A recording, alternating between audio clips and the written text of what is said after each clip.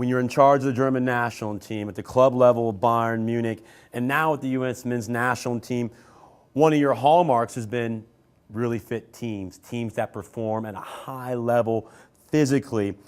What, for your players, what are the characteristics of those players that can play at a high level, and why are they so important to physically be able to compete at that level?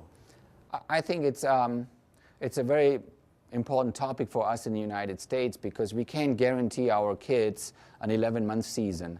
And again, now here comes the global comparison to all the soccer nations around the world. They play 11-month season.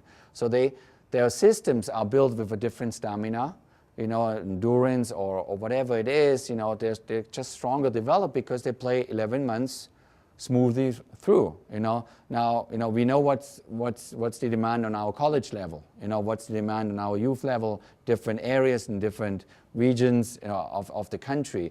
So if you want to be highly successful one day on the national team level, you got to catch up with all the other teams in the world from the physical side, which is very, very difficult if your system is not developed over many years in a certain way.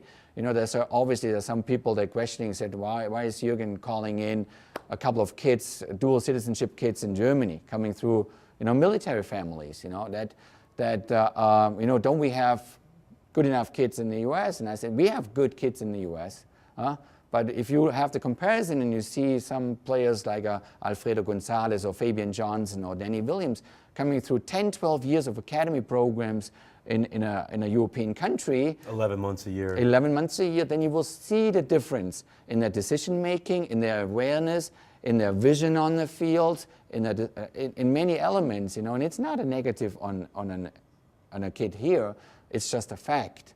So with fitness at the end of the day, and that's the funny thing, and I mentioned that before, Barcelona, they don't even talk about that, but they're just doing it. So they are far fitter than the other teams, because first they kind of run you into the ground, and then they play you into the ground. And so if you want to be, and I think that's the experience through life, if you want to be healthy, if you want to be aware, if you want to be alert, and mental alertness is a big topic in soccer, then you got to be in a very good shape. The moment you're not in a very good shape, you're getting tired faster, you start to don't see the whole picture anymore, and you get hectic, and you lose the ball, and you make mistakes because you're breathing too hard. So it's as simple as that.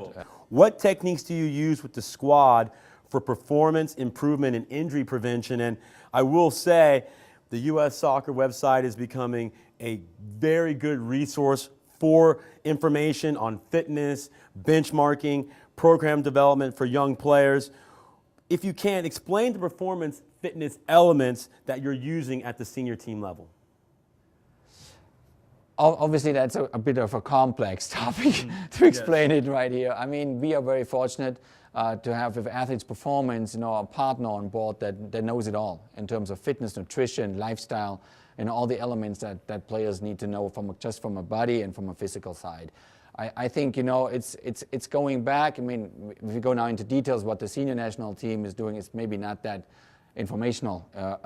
It's maybe more important to go back to the topic we had before and say, the more you play, the better you get. So your more training sessions a week you have, the more you kick the ball around, and even if it's just kicking it against the house wall or the garage door or whatever it is, the better you will get eventually. It's like if you spend 8 hours a day on the computer, you will become a real good computer freak. That's right.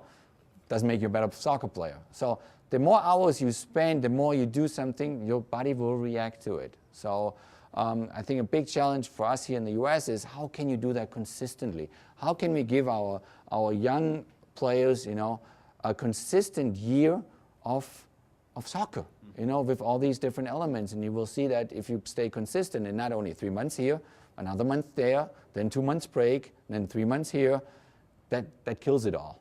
So I think you just need to be consistent.